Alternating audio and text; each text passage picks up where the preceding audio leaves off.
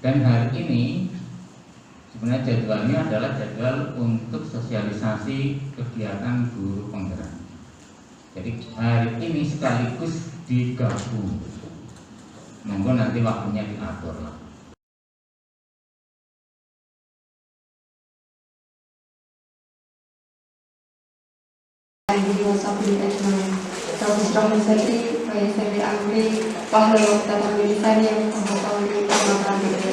Yang terhormat Bapak Ketua MPD SMA Negeri 1 Kroya, yang kami hormati Bapak Ibu Guru SMA Negeri 1 Kroya yang kami cintai dan kami banggakan, Ibu Nda Puryanti SPD, Ibu CGP hebat kita yang sangat berdedikasi dalam pendidikan. Puji syukur kehadirat Allah Subhanahu wa Ta'ala yang telah memberikan rahmatnya kepada kita semua sehingga kita bisa bersilaturahmi dalam siang hari ini. Salawat berbeda salam semoga tetap tercurahkan kepada dunia kita Nabi Agung Muhammad SAW, dan insya Allah kita nantikan syafaatnya di yaumil akhir. Allahumma amin. Amin ya rabbal alamin.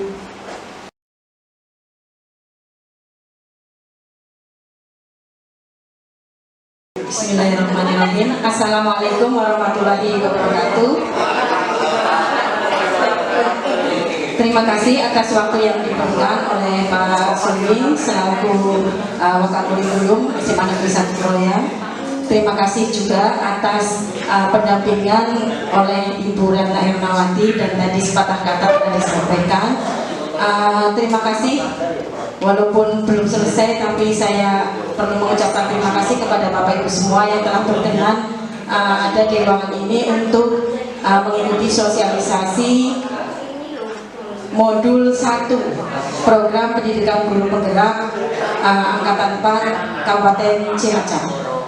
Sebenarnya modul 1 itu ada 4 ya Bapak Ibu, 1.1 sampai 1.4. Kebetulan 1.1 saya dulu sudah pernah mensosialisasikan kepada Bapak Ibu semua. Dulu yang pemikiran filosofis Ki Hajar Dewantara. Namun kita sekilas nanti flashback lah, biar nanti ada keterkaitan antara pemikiran Ki Hajar Dewantara dengan modul 1.4, yakni perubahan paradigma dan budaya positif. Bapak Ibu, untuk sekedar refreshing sekaligus sebagai orientasi, ini saya coba setelkan. Ini adalah lagu apa ini ya? Nah, bisa ditebak? Tantangan untuk Bapak Ibu semua sekaligus refreshing. Coba Bapak Ibu bertindak seolah-olah Bapak Ibu penyanyinya. Pokoknya gayanya ngikuti lip sync juga. Sambil berdiri atau sambil duduk ya Bapak Ibu? Berdiri. Oke, semuanya berdiri. Mohon maaf Bapak Ibu, monggo berdiri. Masuk teriak Pak. Ayo berdiri. Dan saya monggo Bapak Ibu untuk berdiri. Biar sekaligus refreshing. Ini sore hari, jadi saya perlu sedikit relax.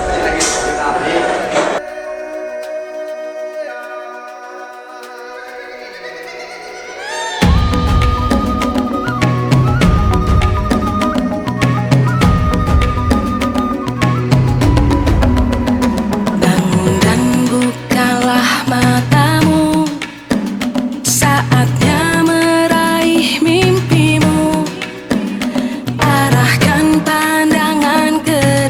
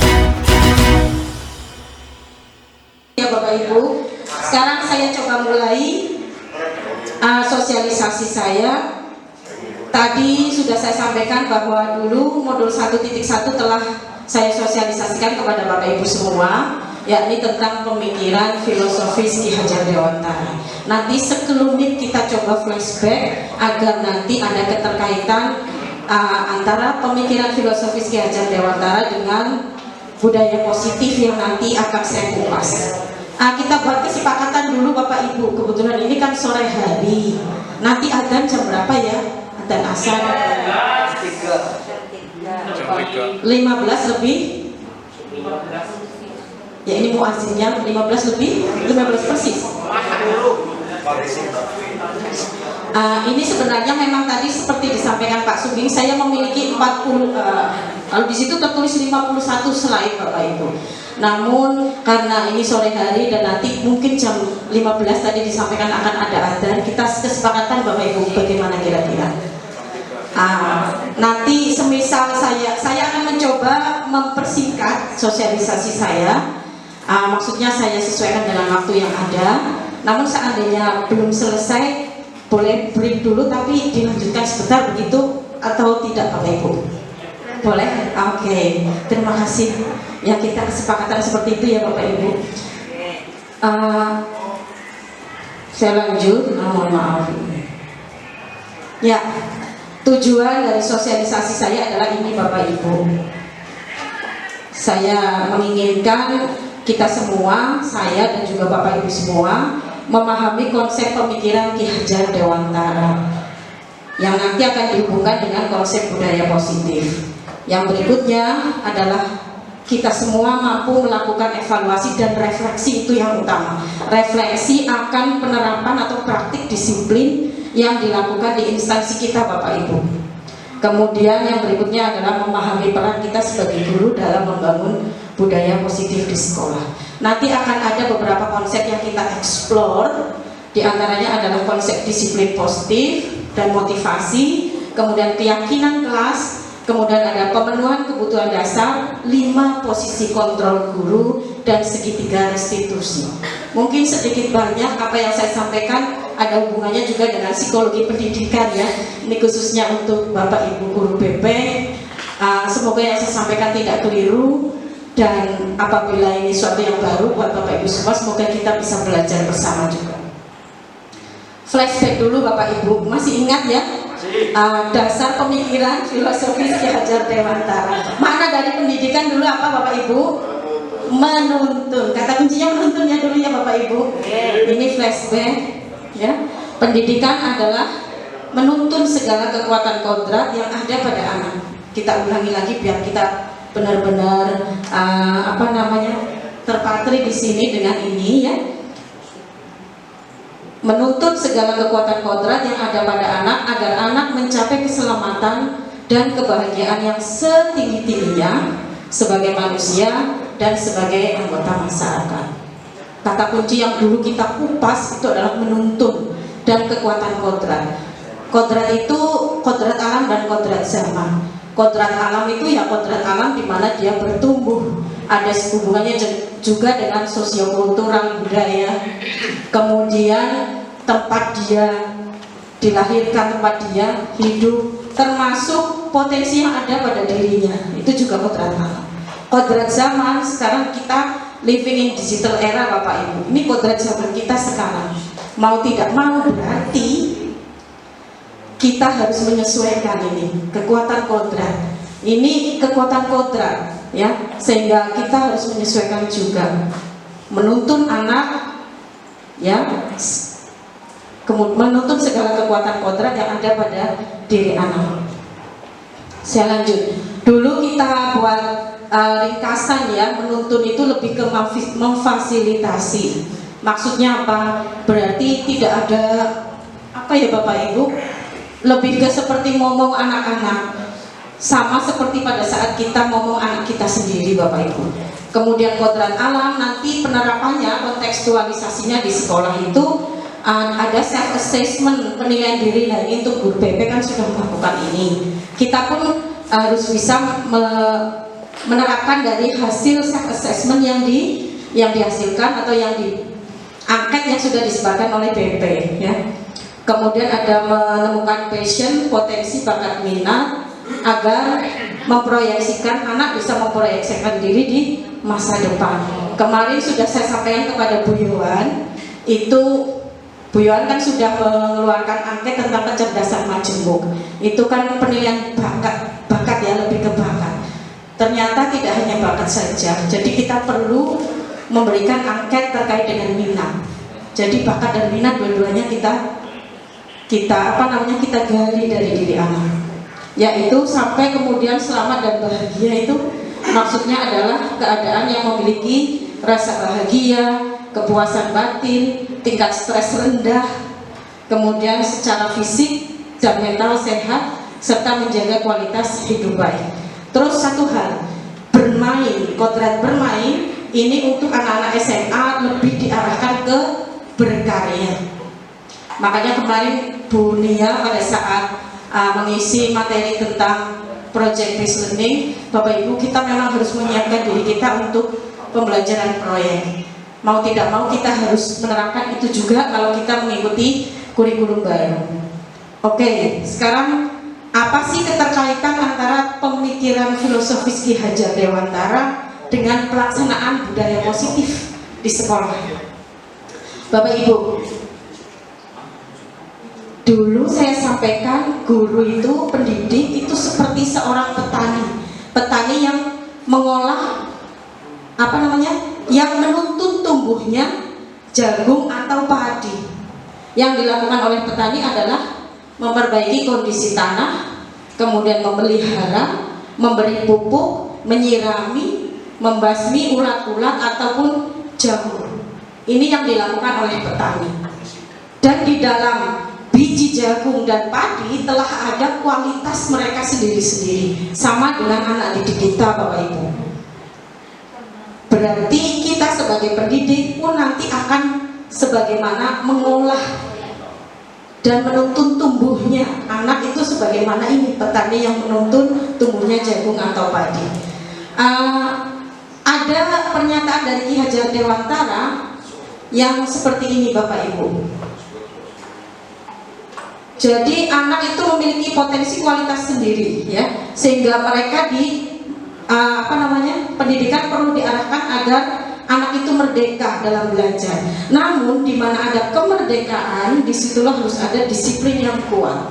Sungguh pun disiplin itu bersifat self disiplin, yaitu kita sendiri yang mewajibkan kita dengan sekeras-kerasnya. Tetapi itu sama saja, sebab jikalau kita tidak cakap melakukan self disiplin, wajiblah penguasa lain mendisiplinkan kita. Maksudnya apa, Bapak Ibu? Maksudnya adalah kita itu dianggap penguasa lain juga di hadapan anak. Jadi anak itu nanti harus muncul disiplin yang kuat. Kalau tidak, maka kita memiliki tanggung jawab untuk mendisiplinkan mereka. Namun sekarang Bapak Ibu perlu perhatikan betul bagaimana cara kita mendisiplinkan anak, yakni dengan membangun budaya positif. Apa saja Bapak Ibu yang diperlukan? Sepertinya seperti ini, Bapak Ibu. Seperti yang tertulis di layar, sekolah perlu menyediakan lingkungan positif, aman, nyaman agar murid mau berpikir, bertindak dan mencipta dengan merdeka, mandiri dan bertanggung jawab. Nah, salah satu strategi yang masih perlu ditinjau adalah bentuk disiplin yang dilakukan di sekolah kita, Bapak Ibu. Berarti sekaligus kita refleksi ya Bapak Ibu, makna disiplin itu sebenarnya apa sih? Selama ini kita mungkin lebih sering menghubungkan disiplin dengan hukuman kalau tidak dilakukan. Kemudian kita juga menghubungkan disiplin dengan sebuah ketidaknyamanan. Bapak Ibu kalau disuruh disiplin rasanya sudah enggan dulu. Maksudnya ada rasa tidak nyaman karena sepertinya ada sesuatu yang ketat, yang keras begitu. Ada yang dihubungkan dengan tata tertib, keteraturan, kepatuhan. Sepertinya itu yang kita bayangan kita, ya, kalau kita membicarakan tentang disiplin. Namun coba Bapak Ibu, apakah betul disiplin itu seperti itu? Kita buat permainan Bapak Ibu. Kita buat permainan, mohon maaf ini cobalah buka. Ini saya punya kertas kecil. Sebentar. Saya punya kertas kecil, coba Pak Satria. Tuliskan kertas kecil itu sesuatu yang Anda yakini itu sangat penting untuk hidup Anda dan tidak akan pernah diberikan kepada siapapun, tidak akan pernah boleh diminta oleh siapapun. Pokoknya itu sangat penting bagi hidup Anda. Coba dalam waktu 1 detik tuliskan saja.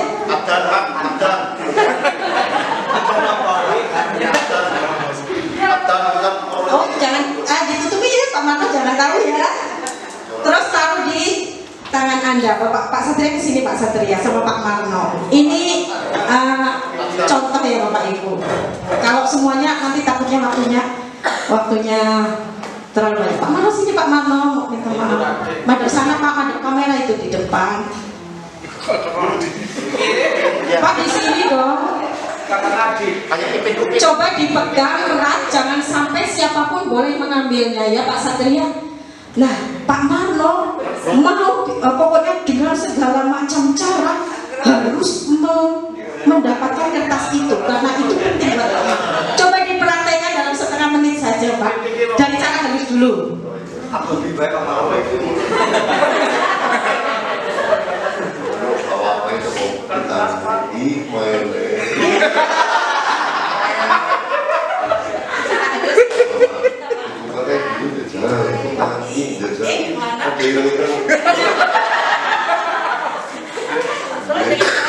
Mulai dengan cara menghardik atau jaga. Pak mau kasih di sini aja Pak. Tiap kali.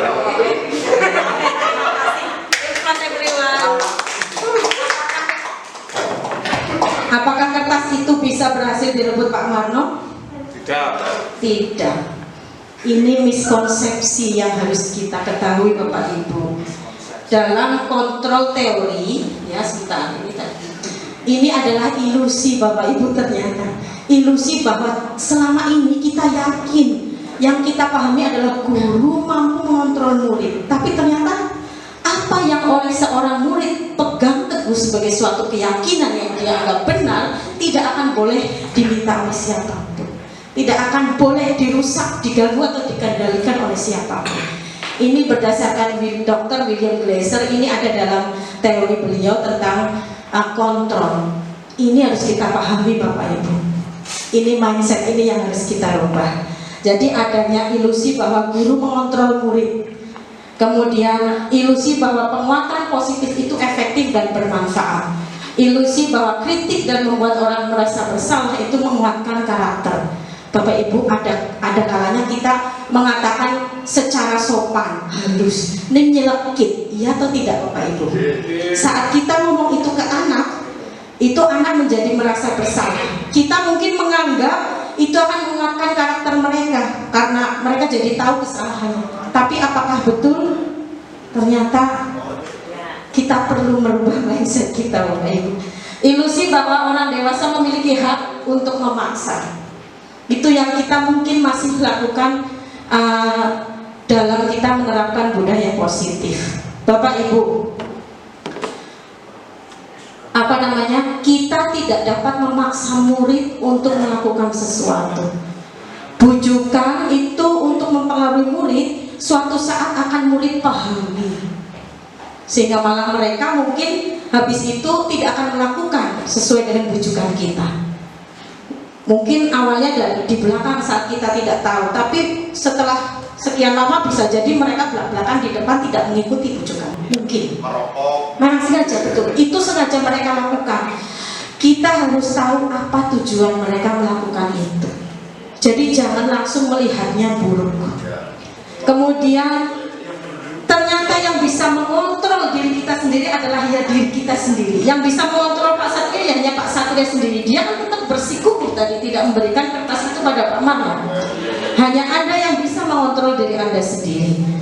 Anda tidak bisa mengontrol orang lain. Kolaborasi dan konsensus menciptakan pilihan-pilihan baru, dan mari kita berpikir menang-menang.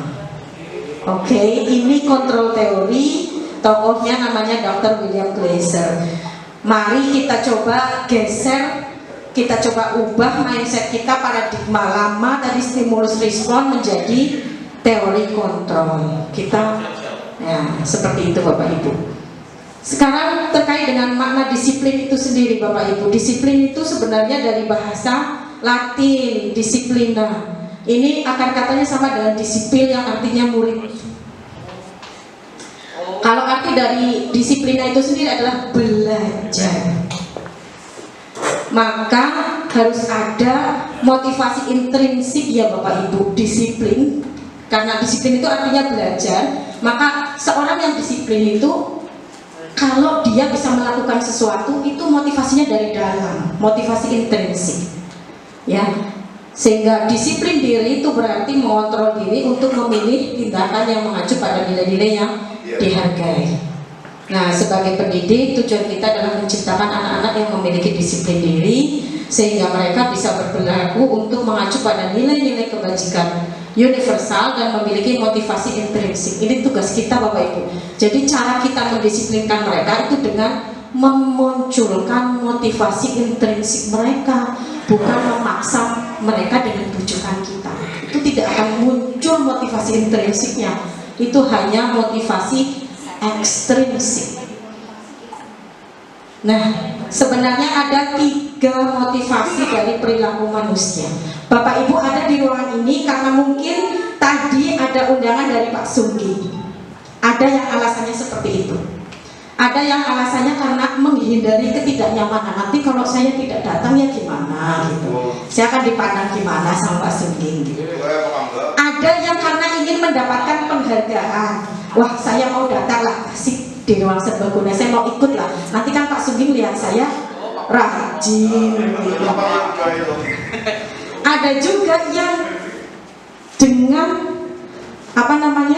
dengan itikat masuk ke ruang serbaguna karena nanti sosialisasinya SKP dan perubahan paradigma budaya positif. Saya ingin tahu lah itu seperti apa sih itu.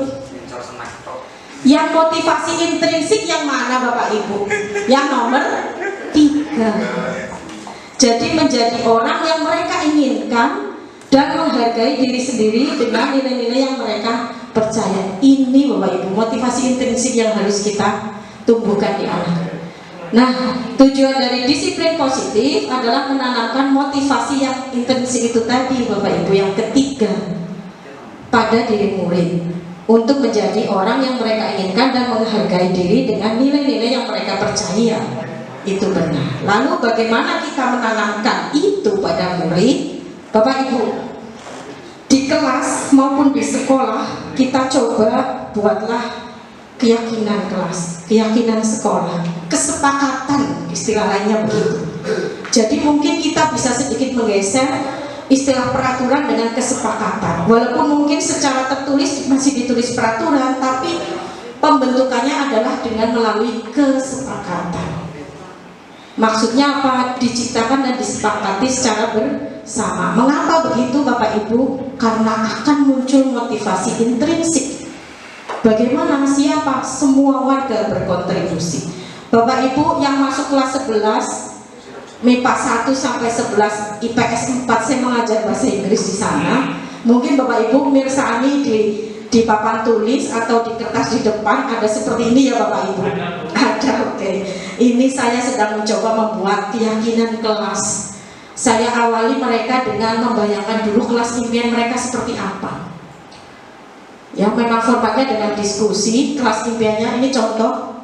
Semua kelas saya perlakuan seperti itu. Jadi semua itu suruh membayangkan dulu kelas impianmu kayak apa sih. Dan itu Bapak Ibu sakit mirsani kelas yang bersih, rapi, nyaman, wangi, pembelajarannya menyenangkan, siswa aktif, materi tidak terlalu banyak dan mudah dipahami, diselingi dengan refreshing, kemudian interaksi antara guru dan murid baik, sopan, ramah, tidak ada perundungan, dan sering menerapkan diskusi kelompok. Itu anak Bapak Ibu. Itu dari anak sungguh itu sempurna sekali sebenarnya, dan itu bagus. Karena kita kalau dijeli materi yang banyak sekali juga mudah kalau Ibu, iya tidak? Ini mohon maaf saya banyak ngomong di sini. Saya yakin ada kebosanan. Ngajar 3 jam berturut-turut. Wah, luar biasa itu. Dan ini sedikit mengurangi kebosanan anak-anak diri kita, Bapak Ibu. Nek 3 jam terus berturut-turut. Konten dan materi-materi terus bagaimana Bapak Ibu? Selingi dong dengan refreshing. Ini ya, ini karena waktunya terbatas. Ini video sebenarnya mereka mempresentasikan, tidak saya setel langsung saja ya. Saya skip saja. Ini mereka mempresentasikan kelas impian mereka. Saya skip saja. Pembentukan keyakinan kelas atau kesepakatan kelas perlu kita buat Bapak Ibu. Ya, itu saya skip lagi. Coba Bapak Ibu, mumpung ini masih di awal semester 2, Bapak Ibu mulai menyelami anak, buatlah semacam kesepakatan kelas di awal. Ya. Nah, ada contoh kasus. Kita sedikit, ini karena berjalan cepat ya. Nanti pokoknya kalau ada kita berdua. Contoh kasus Bu Endika, guru wali kelas 11 IPS 3, sedang bingung menghadapi ulah salah satu muridnya, namanya Mulyadi. Oh, Mulyadi ya, Mulyadi. Oke, mohon maaf. Dari beberapa anak di kelasnya telah datang dan mengeluhkan Mulyadi, ya sudah Mulyadi saja di sini, yang seringkali meminta bekal makan siang mereka dengan paksa. Bagaimana kira-kira yang akan dilakukan oleh Bu Endika? Apa alasan Mulyadi melakukan hal tersebut? Gimana coba? Kira-kira Bu Endika gimana? Cekel terpilih ya. Ini kayaknya dulu ada pernah ya memang kasus real ya, Mulyadi namanya ya. Nah, kalau cium tangan di lambung. nah itu, nah sebenarnya bagaimana penegakan disiplin positif untuk anak yang bersangkutan? Khusus untuk Bu Endika, ini sarannya adalah sebaiknya mencari tahu alasan mengapa Mulyadi melakukan hal tersebut. Ya, oh begitu? Belum tentu. Mungkin bisa jadi salah satunya karena kebutuhan dasar manusia ada 5, yakni kebutuhan survival, bertahan hidup, kebutuhan cinta dan kasih sayang, love and belonging, kemudian kebutuhan kebebasan, freedom, kemudian kebutuhan kesenangan, fun, dan kebutuhan penguasaan, power. Ini kebutuhan dasar manusia Bapak Ibu. Semua orang memiliki ini. Semua orang memiliki ini. Ya, fun, betul. Ya. Kebutuhan bertahan hidup memang lebih ke secara fisiologis itu untuk seperti makanan, kesehatan, rumah. Namun secara psikologis kebutuhan rasa aman itu termasuk kebutuhan bertahan hidup. Merasa aman itu termasuk kebutuhan bertahan hidup juga. Ini secara psikologis. Kemudian kebutuhan cinta dan kasih sayang. Seperti apa itu? Meliputi kebutuhan akan hubungan dan koneksi sosial, kebutuhan memberi dan menerima kasih sayang, dan kebutuhan untuk merasa menjadi bagian dari kelompok. Ya, saya lanjut. Penguasaan seperti apa ini? Berhubungan dengan kekuatan untuk mencapai sesuatu, untuk menjadi kompeten, menjadi terampil, diakui atas prestasi. Ini kebutuhan penguasaan. Orang yang selalu ingin diakui itu kebutuhan penguasaannya tinggi Bapak Ibu. Ya. Kemudian dia dianggap menjadi orang yang bisa membuat perbedaan, ya, membuat pencapaian. Ini kebutuhan penguasaan. Kebutuhan kebebasan adalah kebutuhan akan kemandirian, otonomi, memiliki pilihan dan mampu mengendalikan arah hidup seseorang. Anak-anak dengan kebutuhan kebebasan yang tinggi menginginkan pilihan, mereka banyak bergerak, suka mencoba-coba. Orang yang suka mencoba-coba, orang yang banyak bergerak, memiliki kebutuhan kebebasan tinggi. Saya masuk itu Bapak Ibu. Saya pokoknya maunya bebas. Ya, saya kebutuhan kebebasannya tinggi sekali Bapak Ibu. Kemudian kebutuhan yang lainnya adalah kesenangan. Ini kebutuhan merasa senang, mencapai kenikmatan apapun, betapa mencapai kenikmatan dalam hal apapun, maksudnya merasa senang, mungkin lebih banyak bermain dan tertawa. Orang yang senang tertawa-tawa, senang ngobrol, untuk ngerumpi tertawa, ini kebutuhan kesenangan sebenarnya ya. Sekarang kita kembali ke kasusnya Bu Endika. Kalau Mulyadi tadi banyak meminta bekal makan siang teman-temannya secara paksa dikarenakan ibunya mungkin tidak membekalinya makanan. Berarti kebutuhan apa Bapak Ibu? Bertahan hidup, survival. Seandainya dia meminta paksa bekal teman lain karena ibunya membekalinya itu saja, lauknya itu saja, kebutuhan apa ya? Penguasaan?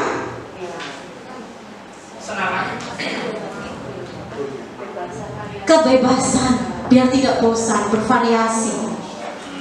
Kemudian karena dia melakukan meminta paksa, biar nanti nanti kan saya dipanggil bu guru, nanti kan saya jadi ke ruang guru. Terus teman-teman, itu kebutuhan apa? Cinta dan kasih sayang. Nah, kenapa Mulyadi cium tangan dengan Ibu Endika? Terus seperti apa? Tadi Pak Arif? Nah, itu. Ternyata harus kita selidiki dulu kebutuhan apa yang sedang dia butuhkan.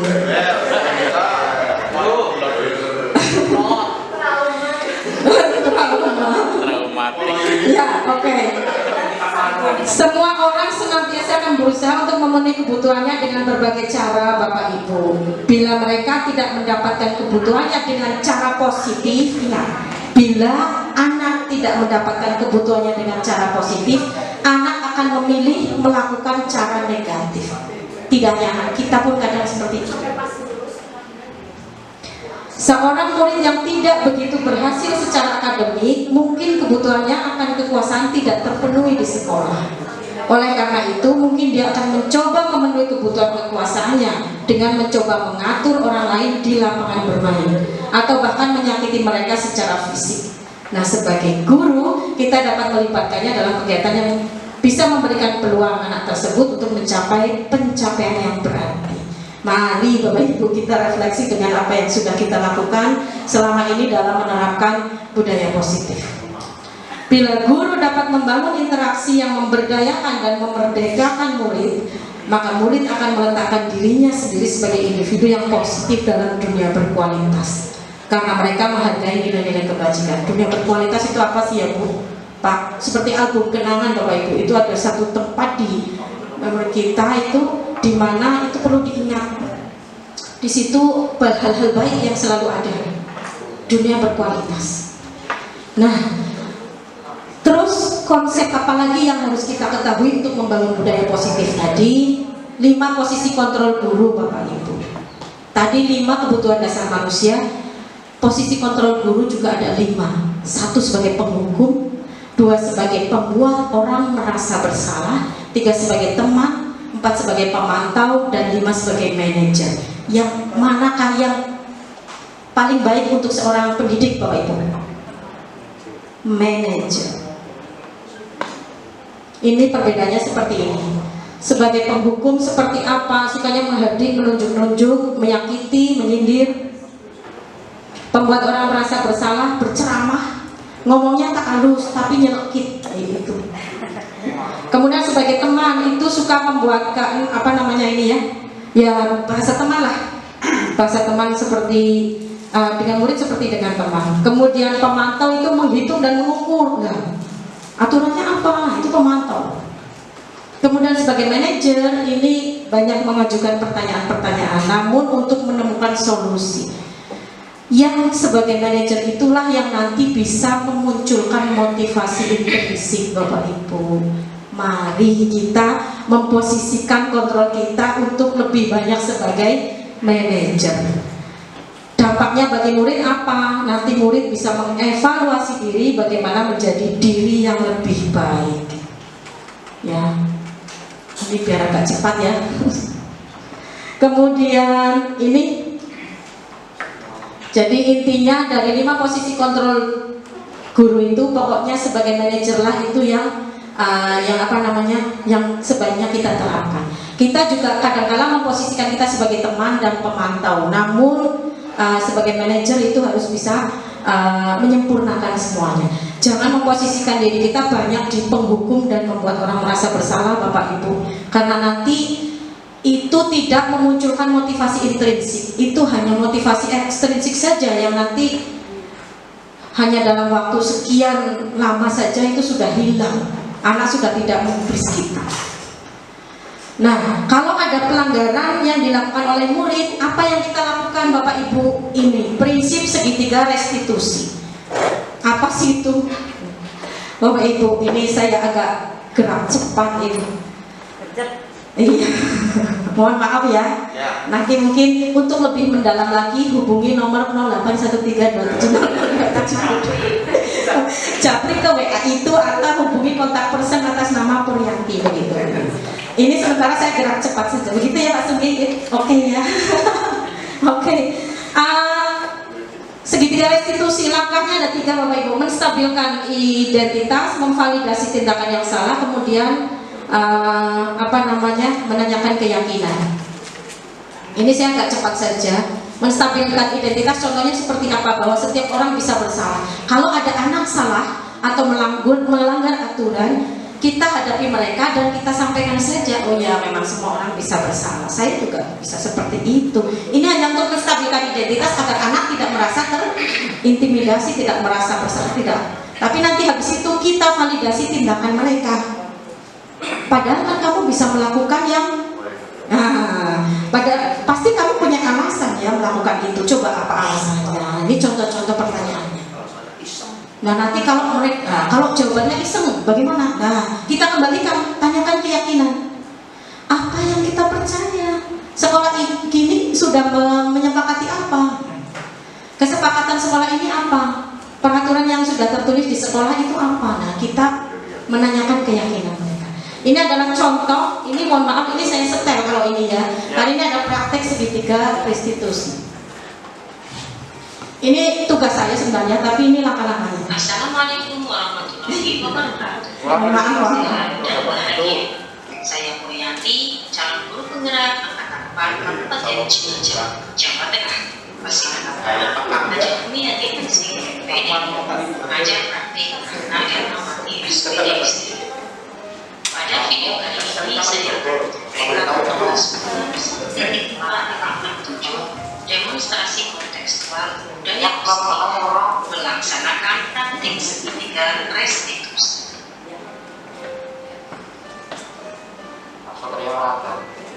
Restitusi adalah proses menciptakan kondisi bagi untuk memperbaiki kesalahannya sehingga mereka kembali ke dalam mereka dengan baik. Restitusi merupakan sebuah strategi yang digunakan untuk mengatasi disiplin murid. Restitusi juga merupakan sebuah strategi yang mengajarkan murid untuk mencari solusi. Restitusi membuat murid menjadi lebih memiliki tujuan, disiplin positif, dan membuktikan dirinya setelah berbuat salah. Diane Goshen dalam bukunya Restructuring School Discipline 2002 merancang 3 tahapan restitusi yang disebut sebagai restitution triangle atau segitiga restitusi.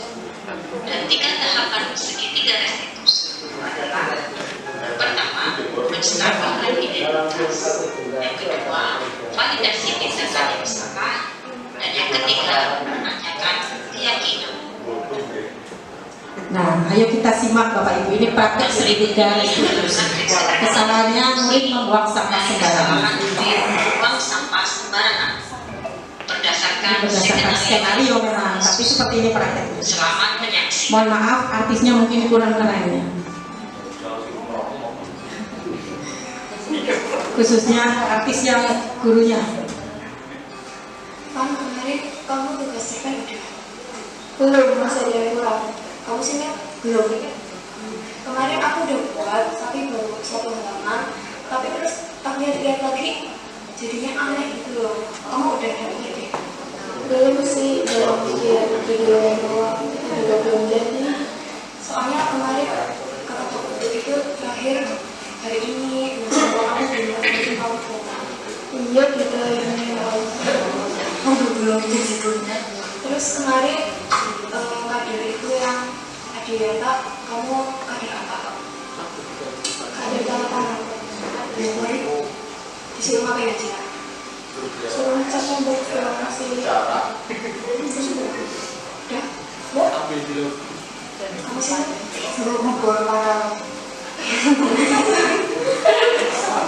Kemarin aku kan kader itu.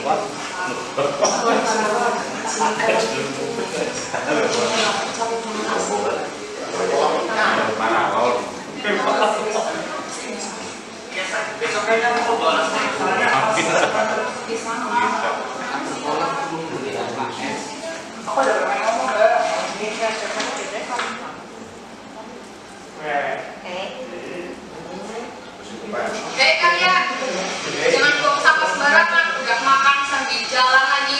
Nah itu kan cuma sampah kecil, ya kan? Ya mancing nggak ngurus permen toge. Pakai dosen itu nggak boleh. Iya, enggak, kita nggak boleh gitu. Lagian kan nanti ada tukang sapu, ada juga tiket kemudian kelas sama kader yang biasa. Ya betul tuh, gitu aja juga masalah.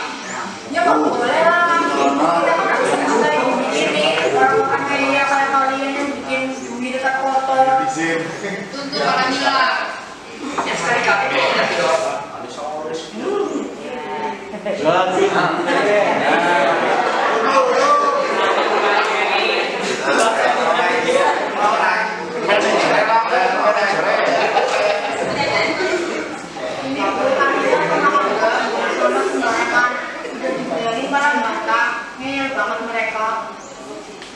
Kebetulan nih, gue mau ke itu pun ya. Ini langsung diajak ke ruang guru ya, tidak langsung memarahi juga. Diajak ke ruang guru untuk dialog. Penyelesaiannya seperti itu, dialog. Nah nanti dialognya itu segitiga restitusi. Oh iya, silakan masuk. Anda ya. Ruang BP Pak pinjam.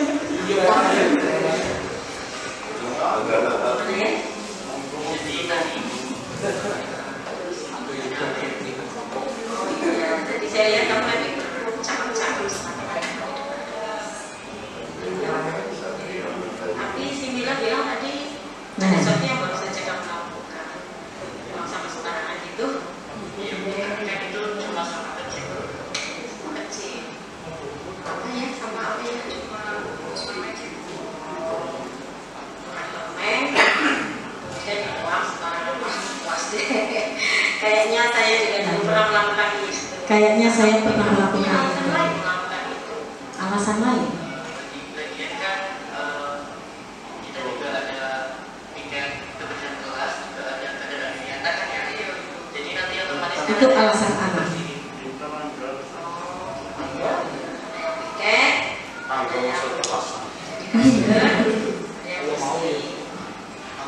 Tapi ada nggak yang kira-kira lebih baik yang bisa kamu lakukan? Ada nggak yang lebih baik selain buang sampah sembarangan? Nah, Kayaknya dekat tempat sampah juga ya. tidak kalian LB. Ya, seperti kita ini sudah keyakinan ya, sekolah yang berwawasan. menanyakan keyakinan. Kita mempercayai akan banyak hal yang memang kita yakini itu benar. Apa yang kita percaya seperti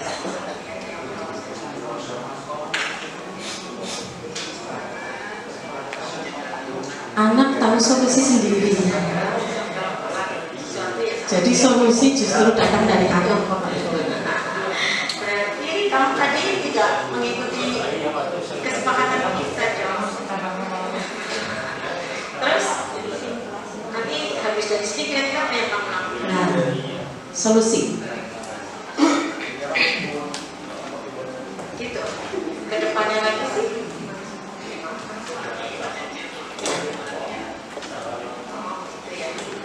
Bentar ini. Oke. Ya saya percaya ya. Silakan kamu boleh kembali ke laporan kamu tadi. Silakan lakukan apa yang kamu sudah katakan tadi. Oke. Tetap semangat.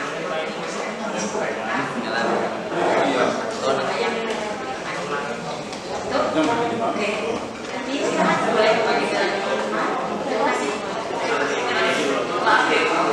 Ya, solusi langsung dari anak. Jadi segitiga restitusi itu lebih praktek ke dialog dari kalimat-kalimat yang kita sampaikan pada dialog. Mereka akan kembali ke kelompoknya dengan karakter yang lebih kuat.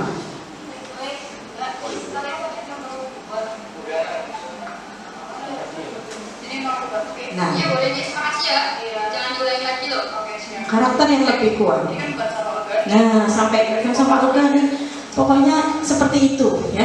Jadi praktek segitiga restitusi itu bisa mengembalikan anak yang melanggar peraturan justru nanti kepada kelompoknya kembali dengan karakter yang lebih kuat.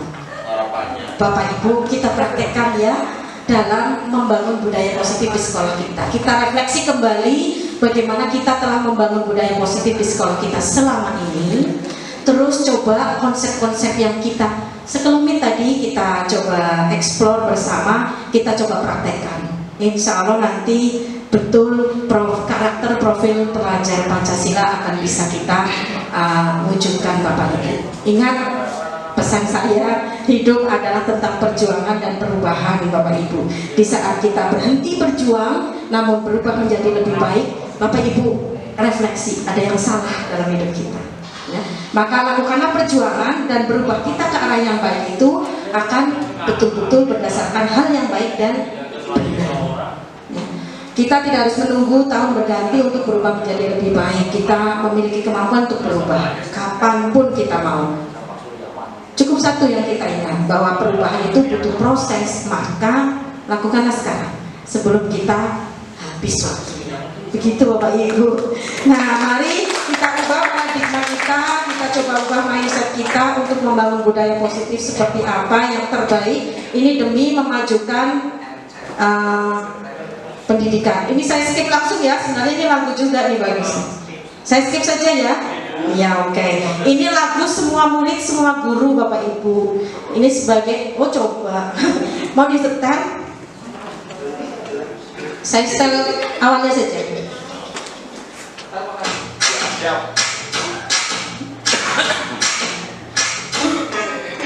Kita bisa bersama berdemi percaya pada diri demi cita-cita belajar bermakna. Itu Pak, belajar bergerak bermakna. Saya skip aja ya. Ya oke. Mohon maaf karena waktunya sudah mungkin waktu sholat kita terlewat.